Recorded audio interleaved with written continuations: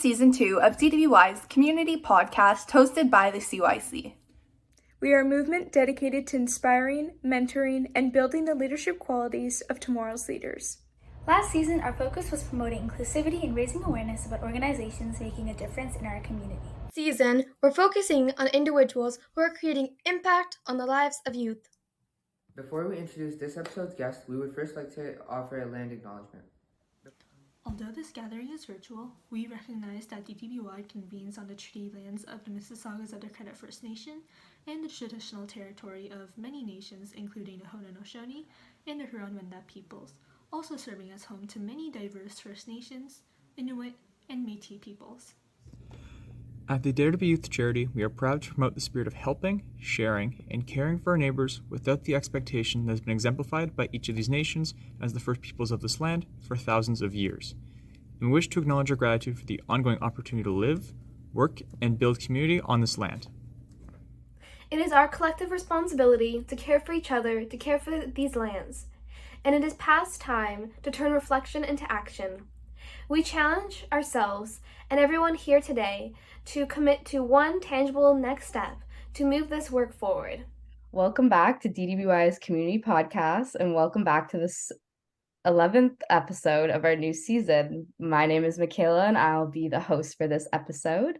And on behalf of DTBY and the rest of the CYC, it is my pleasure to welcome Leena and Kale, two amazing individuals who will be hosting a workshop at our Youth Inspired Community Day event on November 5th. So thank you so much for both joining us today. A pleasure to be here. So to start, can you both tell us a little bit about yourself and what you do? Okay, I'll go first. Kale, go first. Yeah. Okay. So hi, everyone. As Michaela said, my name is Kale Black. I am a community organizer, but I sort of like the term that I have developed. It's called holistic environmentalist. So I have a foundation in environmental work. I started when I was about 17 or 18 with a local nonprofit here in Burlington, who's now a registered charity, Burlington Grain Environmental Association.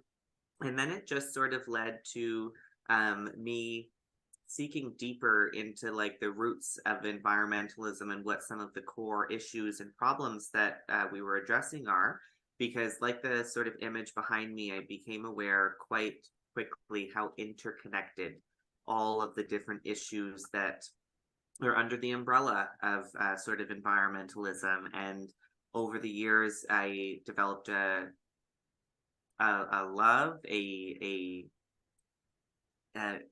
gravitational magnetism towards mindfulness and meditation as sort of like a root and a foundation for behavior and system change. So starting on the individual level and how important mindfulness is in witnessing our own thoughts, beliefs, behaviors, and how important that is if you're actually looking to change them and unwind some of them. And then that also led me into my work with Leena, which is in a anti-racism context, decolonization, and also expanding my view of environmentalism as to how important the aspects of decolonization and anti-racism, and specifically anti-Black racism, is in the sort of interconnection and fit of all of the issues that our humanity is facing. So I just try to do my little part in the sort of grand scheme of things, which all of us are doing. But I think everything I'm doing, it's rooted in environmentalism. Even if at the moment, if I'm speaking about anti-racism or about meditation or mindfulness, to me, it's all rooted in the health of our planet, which also includes healthy humans. I love that, Kale. Every time I hear you, I love it. And so my name is Leena Sharma Sayer. My pronouns are she, her, and I have been doing equity work, I'd like to say for the better part of 2 decades, first in the nonprofit space. I should also back up and say I'm a mom. I am a partner to my husband, Sanjay. I am a daughter, a sibling. And so really, and also a settler, I should say, acknowledging my relationship to the land and this land. And so, yes, I feel like equity, conflict transformation, I bring that specialty into equity work. I've been doing that work for over 2 decades, and first in the nonprofit space, in philanthropy, and then most recently, over the last couple of years, I've hung up my own shingle as a consultant, and so formed Mending the Chasm. And through my consultancy, I have the deep privilege of working with leaders, communities, organizations who I'd like to say are ready to they understand their role in helping to create more just, equitable, inclusive outcomes. And so through that work, I do that in community with other practitioners, like Kale being one of them. And really, Kale did not talk about how adept in his gift at holding space.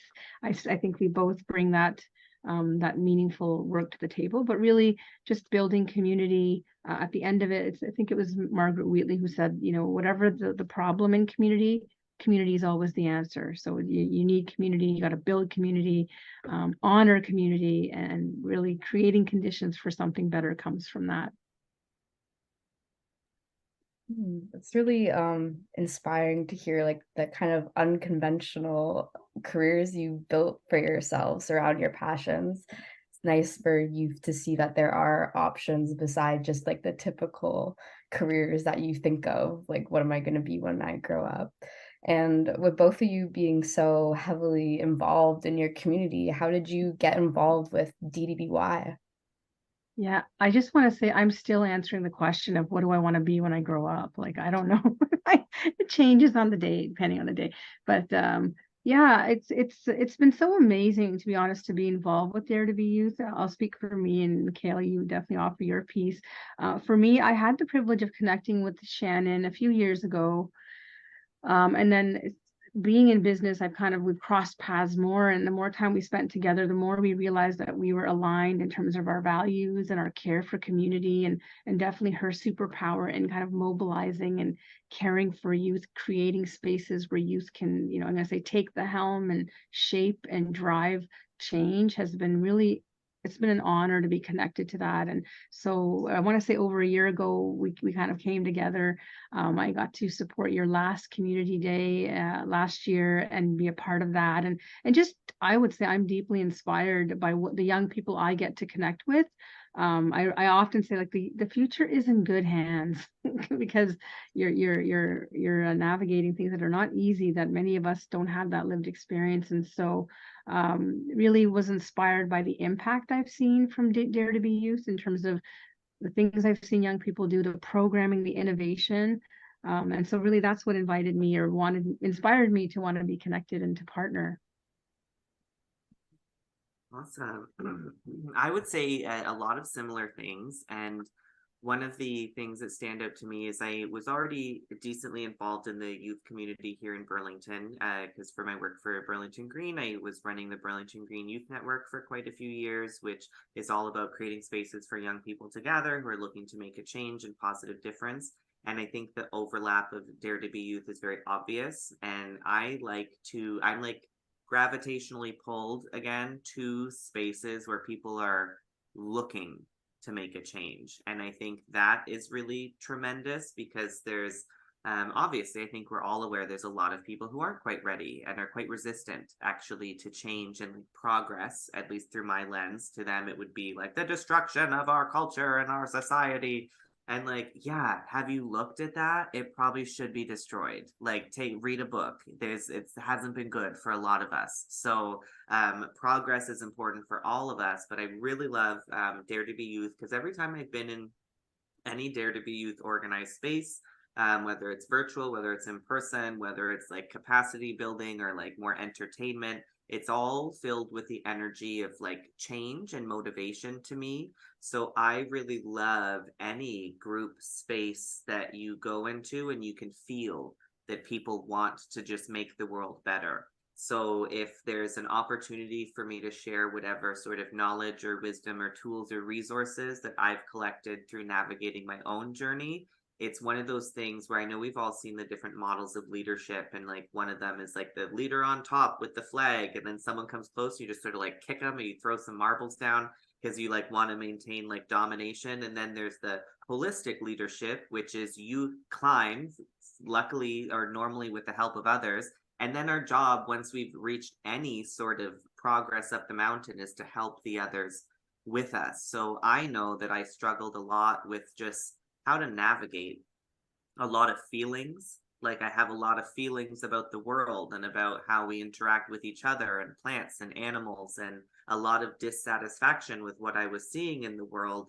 So to see any group, slightly organized or not, of people who are actively trying to just be better in whatever sort of way that means, it's just, I've never been in a Dare to Be You space and not felt that. So you guys attract a really wonderful energy of humans that I just personally really love and appreciate, and am personally uplifted in the working with and the exchange of energy that we have. So thanks. That's really nice to hear. And I guess like the one thing that all of our organizations that we come from have in common is that we all are trying to make an impact, right? In various different ways. So as you know, the theme of this year's event is impact. So I'm kind of wondering what experiences have impacted the people you've become today and kind of, I guess, influenced you to get involved in the line of work that you're in right now. So many. And then some of them seem like super rich and deep, and then some of them are like, oh, that concert like changed my life, and the different levels of things. So I'd say the foundation, like the nexus, is my eco studies course. I took the Royal Botanical Gardens Aldershot Eco Studies course when I went to high school, and I was in the first year of eco studies ever, 2006 and 7, I think. And it was life-changing. And I think part of the reason it was life-changing is because I just didn't have the awareness of what was really going on the planet. So, and that's actually like a thing that makes me a little startled at certain points, because I'm like, wait, I was about to graduate, finish all of the compulsory education that I was required to by the government of Ontario. And if I didn't take this specialized course, I wouldn't have really learned about climate change or about species extinction or ocean acidification or deforestation or droughts or floods, or like the very real things that are happening that are affecting my ability to survive on the planet and all of my loved ones, all of those sort of different things. So that was really the like sort of wake up that led to all of the other things. But I would say I am continually inspired and also require continuous inspiration. So it's something that we're very dynamic beings, and you're never fully charged forever. That just isn't possible for almost any human being. So for me, it's little things like me and Leena went to the Beyonce concert in Toronto a couple months ago, and things like that, where I see dynamic individuals that are standing up, and at least it was the Renaissance World Tour, and it's just very unapologetically Black and unapologetically queer, and it spotlights those things on a world stage that is like record breaking in terms of numbers and people coming to it. So it's little things, and this is another so silly thing, but I remember hearing like a Lady Gaga song in a Shoppers Drug Mart would do it for me, because it would be something where you have like mainstream culture, which is telling you certain things are bad or negative, or there's no hope in this or that or the other. And to see individuals that are so bold in their expressions and what they desire to see in the world, and embodying that without other people's permission, and doing it like successfully. It seems silly to think Shoppers Drug Mart is such a big thing, but as Canadians, like Shoppers Drug Mart is like a weird like staple for a lot of us. So to hear things in pop culture that resonate with like the change that I'm trying to make makes me understand and feel it's not a fringe thing, that we're looking for acceptance and freedom and joy and playfulness and equality and equity and justice. It's something that when someone does speak up and hold that energy boldly, it attracts millions, like hundreds of millions will gather around the energy of love and hope and inspiration. And I think that is very powerful. You, Lena. Hard to go after you, Kale. You can't mention Beyonce and there be anything else, but I will I will try here. But yes, everything you offered so deeply resonates. And I took it from the place of, or the question of like, I'm going to share three things that I think have really shaped, who I am in this moment. The first one would be the first role in my career where I felt like I could fully be myself, and that I was working in alignment with my calling. And I share that for listeners or viewers, where because sometimes we're in the middle of an experience that is shaping us profoundly, but maybe we don't know. Sometimes I'm like, I could never have looked back and known this was a thing that was shaping me in this way. So I just giving some clues as to what those experiences might be. But the thread that runs through all of them is like a level of belonging. And even if that belonging means belonging to yourself, that idea that we've got to belong to ourselves before we can belong anywhere else, right? So the first one was this role for a project I used to work on called the Halt Poverty Roundtable. And I raised that because it was the first time where I felt like I was literally given the runway and go where you need to go. Like we'll follow you. And it was such a dynamic space of trust. Of course I was a little bit terrified as well, but you move in faith, and I was a collaborative leader. I am a collaborative leader. So that was this really shaped me, because I got to like trust my instincts and try things and try to facilitate change, bring people in along the way. And so that was a very, very meaningful experience. The second one was becoming a mom. I share that because it literally, like, I like to tell people, and I mean, for many of you, it might be like, I'm never doing that, or it might be very, very far away. But that experience, I like to say, is like each time I became a parent, like my marbles went flying, and you spend, because it's such a big change in your body, your being. And so I always like to say, if those marbles went flying, and I don't know if I ever found them all, but I found what I needed, hopefully, and the rest maybe didn't matter. But like what that experience did for me is it forced me to look at the world differently. It forced me to think about, what am I leaving my kids? Like, what am I fighting for? What's the community I want for my children, our children? What did my inner child want that we never had? So it just gave me a whole other way of thinking about community change.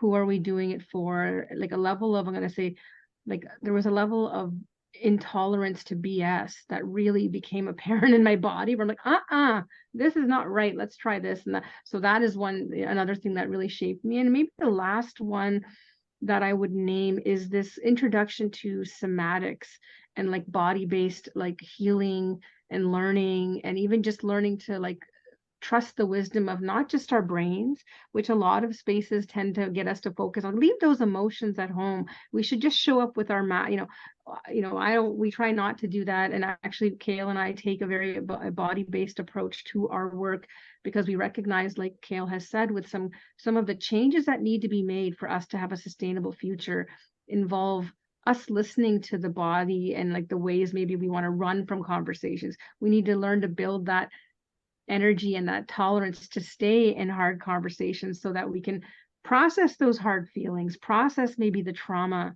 that comes up for anti-racism conversations about climate justice, and whatever it is whatever problem we're working to solve together. We have to learn to stay in relationship, even if we have divergent views, for example. So somatics and body-based kind of healing has really helped to change the game for me personally. And it's also creating transformations in the organizations and the communities that Kale and I have the privilege of working in. And I know, like, both of the work you are doing in your different spaces, they're both like so important. So I guess we kind of touched on it a little bit, but maybe if you could elaborate further, like, why are you really choosing to make that impact on your community and on other people? Yeah, I think, and I love that you offer the word choosing, because I think I choose every day. Every day I wake up, because the work and there's some days where I'm like, why am I doing this work? When we look at what's happening in the news, or events where it can feel for many like there isn't a lot of hope, or that there isn't possibility, or that are we rearranging the chairs on the Titanic? Or there is that out there. And so how do we learn to hold, I try to hold the tension of like things that frighten me, and also that I've been at the front, had a front row seat to change, to seeing community come together, to seeing transformation made possible. And so I think I believe deeply in the power of people. Only death and taxes are final. I mean, Kale, you might have a different thing to say about that when you look at the environment, and maybe some of the things you tell me when we're on drives in the car, I'm like, oh my goodness, Kale, I really have to do right? But I'm gonna say, like, I have hope and I believe. I've seen leaders, even leaders like, through Dare to Be Youth, the young people inspire me to keep going, to keep that we have to work as hard as we can for as long as we can in the ways that we can to create a better community. And it starts, like, sometimes looking at the global headlines can really be, spiraling us down into like dark places. But what I do when I feel that way is to look at what I can touch and affect and change locally, because that's where I have influence. That's where, one conversation at a time, even if you're like, wow, are they making a difference? Over time, we are changing the outcomes. Now, Kale will tell us how much time we actually have, but in terms of the environment clock, but that's a little bit about, my why there. So. Yeah, I think just to summarize the question, it's like, why do we choose to do the work that we're doing? Yeah, like, right? why do you choose to have the impact that you're trying to create? Yeah, I think Jane Goodall has a really good quote that I'm sure I'm going to butcher right now, but it's like, every single day we're making a difference on the earth, whether we're aware of it or not. So awareness and responsibility is just the choice to like make conscious ripples rather than passive subconscious ones, because being alive, existing, whether you're trying to be as low key or as splish splash as you want, we're sending out waves. We're affecting the rest of the world. And an even deeper way of looking at it, that relates down to our thoughts. Like, our thoughts ripple out. First, they ripple out within us, but then we ripple out to the rest of the world. So whether you're aware of it or not, you're making an impact every single day on the earth. It's just like, what choice, like you said, choose. What kind of impact do we choose to make? And I would much rather make a conscious, deliberate impact on the planet than just be under the hypnosis of our society, which we've all been under at other points, and we're all currently under, because we're part of society and we cohabitate with each other. But I remember thinking, like, Nike and Adidas was like it, like, and I spent so much money at like Foot Locker and Athlete's World and like brands and logos and the right shoes and the right hair and like whatever the things that I felt like were what would make me acceptable in society. And then I began to dig a little bit deeper and realize, like, where are my clothes being made? What is it being made of? How are they treating the people who make it? What are the environmental impacts of the choices I'm making? And with a little bit of awareness, you find out, like, one pair of jeans takes about 9,000 liters of water to create. Like, a regular cotton t-shirt takes 2,700 liters of water. It takes a third of a pound of pesticides to create one shirt. And I remember after the first presentation that I heard those facts, I remember going home and looking at my closet, and almost as like a joke that you sort of laugh to get through the trauma, that you're like, oh my God, what have I done? Like, I'm looking at my closet that's just full of mindless consumption that, like, I was buying without even thinking about any of these things.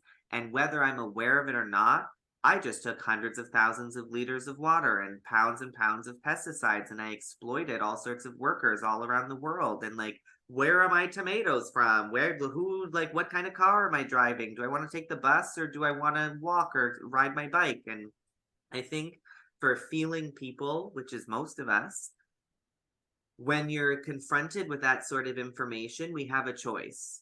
You can either purposefully, and almost not purposefully, but you can compartmentalize that in order to just continue life as normal, or you can choose to like allow it to soak in, and it's uncomfortable.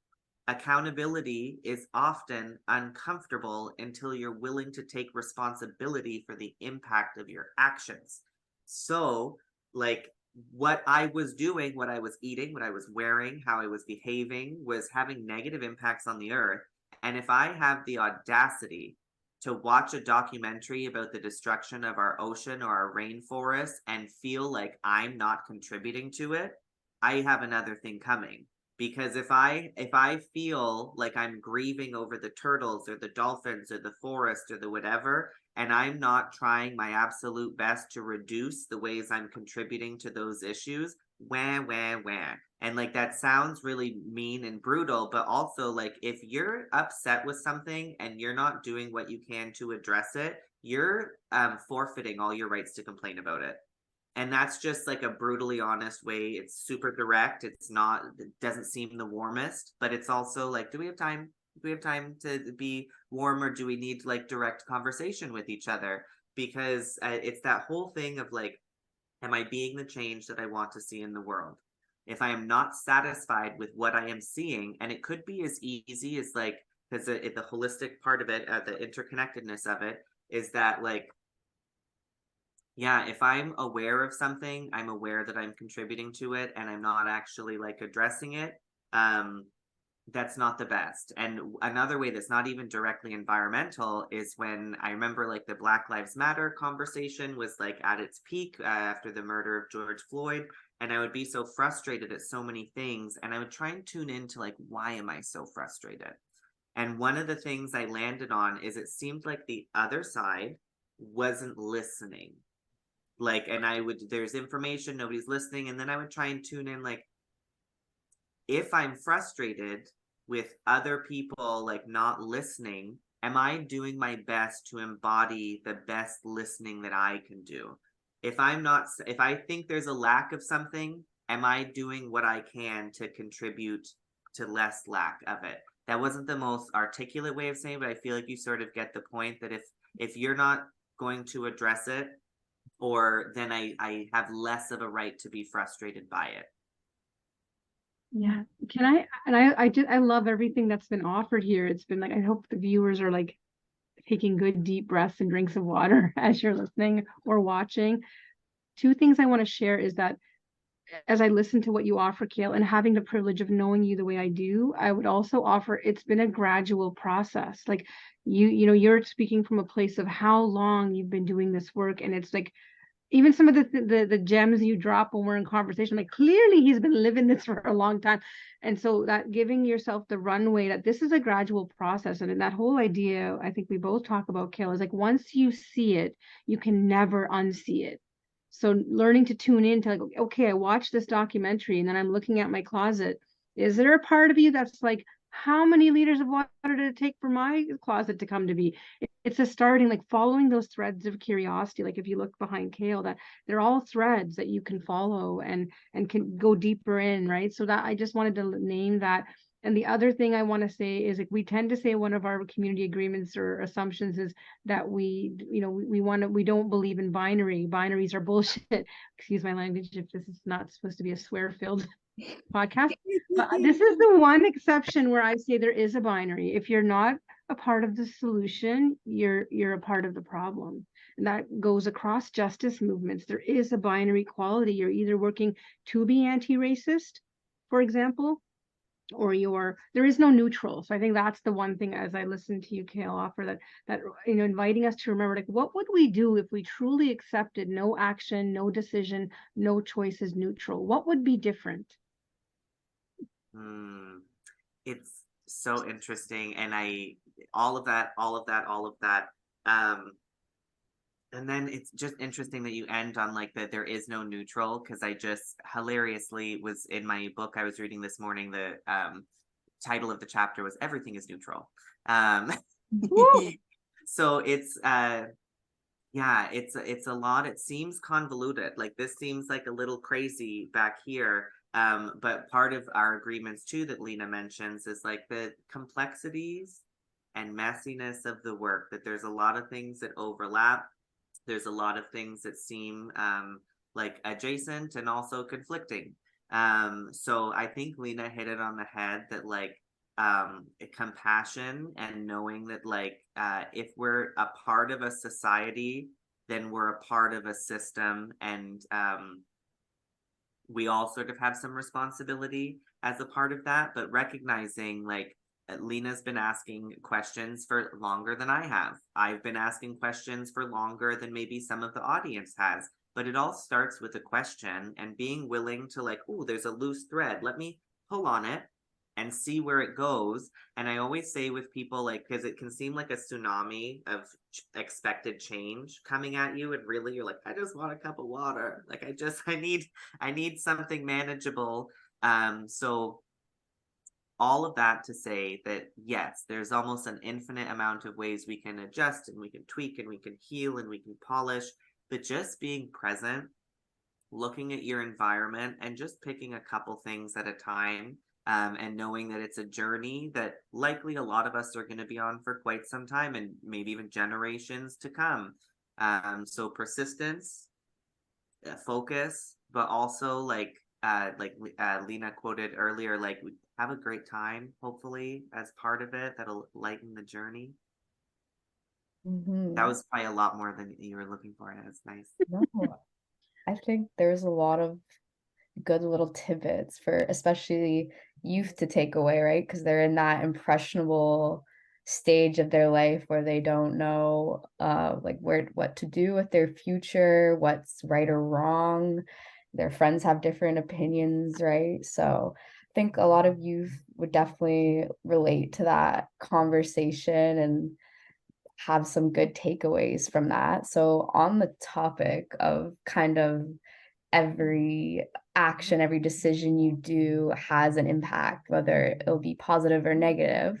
What do you think is the importance of really positively impacting the lives of young people and, giving them like the correct information so they can like make educated decisions, they could be good leaders in the future and all that good stuff? Yeah, I would say, again, I'm probably not gonna do this with a perfect acuity, but it's almost like it's the best investment, without sounding like I'm making a financial plan here. But a lot of times, because I spent a long time when I first started environmental work, like working with adults, and I didn't even realize the difference of working with youth until I spent the time with adults first, and then I would do kids workshops or high school age workshops. And realize that like I spent so much effort trying to get the like adult or senior general population to even listen or understand that what I was saying or what I was trying to express has value. Or you would ask simple questions like, do you guys care about the earth? The answers get more unnecessarily complex the older the people get, the humans get, because it's just like, well, I don't know, like when you look at the economy and then we got to have the tar sands because what are we going to do about the jobs? And like it's, but you ask kids like, do you guys care about the earth? Yes, of course, it's not even really like a question.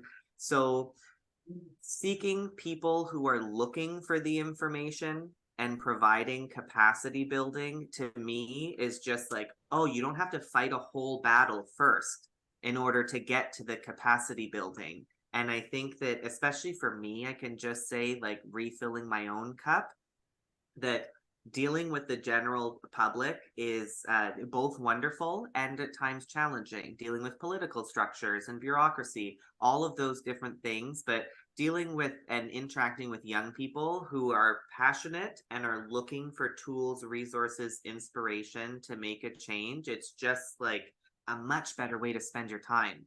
Because working with people who are showing up and saying like, what can I do, is infinitely better for everyone involved than trying to like fight a battle to get someone to even see the value in what you're trying to present to them. Yeah, it's more fun. Appreciate that, Kale, and I appreciate your question, Michaela. What I would say, and I'm going to invite a reframe of the question here, because for me, what I think is important is to dance with, why is it important to be in relationship and community with young people? To me, that, because I think about my own experience of being a partner of or a part of your community at DTBY, and how I've been shaped, and how, as much as I like to say I'm somebody who's constantly interrogating the stories I tell myself about shit in general, I would also say that as someone who is not in the same generation, 50s on the horizon there, I can see the ways I've been kind of solidified in the way of what I think works for me and maybe others. And so the heart of DTBY's work, in my humble opinion, is that community building that centers the youth leadership, youth perspective, youth ideas, youth vulnerabilities. It helps us to shape each other, and so it's almost like there's a bridge building, because yes, there's this expression, young people are our future, you're our present and our future. And we still have work to do, though, right? If like Kale has said, like if we're not exposing ourselves or opening ourselves up to, like, okay, I may have, this is my lived experience for you all because I'm the generation I am and the lived experiences I've had, there's something I can contribute.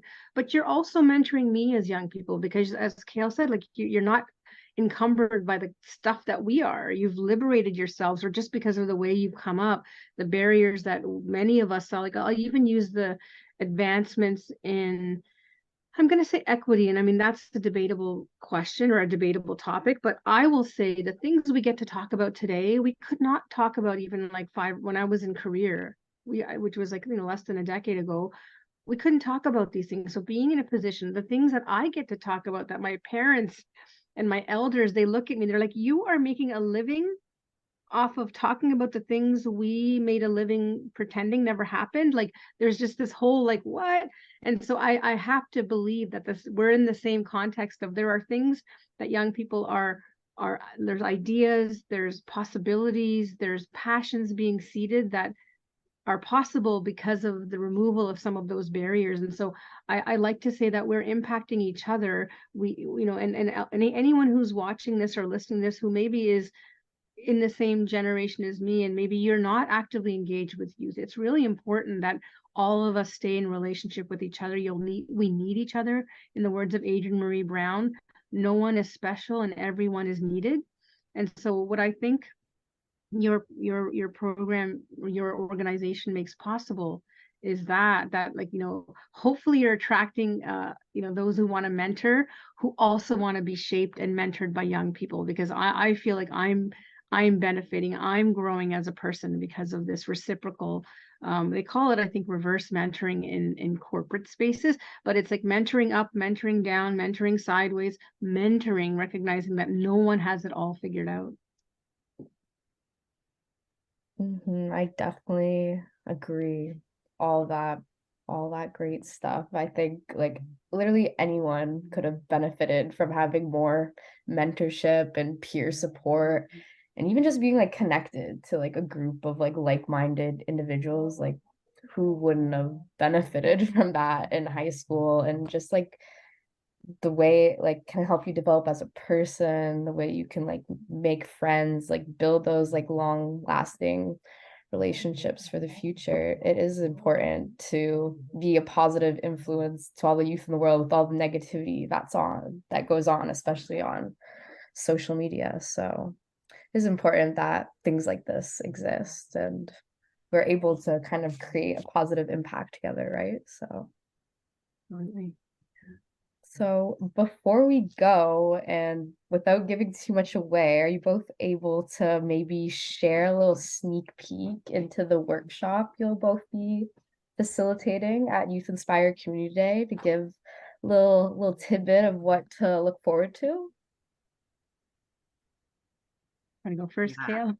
I can say that we design our workshops to be present, to be interactive, even though that name sort of seems a little jargony for what our intentions are. But Leena and I love to create as best we can, and also leave room for like the natural flow of things, because when you create a space that's centered around like safety and connection and community, and you create a little some boundaries and guidelines as to what makes that safe space, you almost have no idea what could arise in it.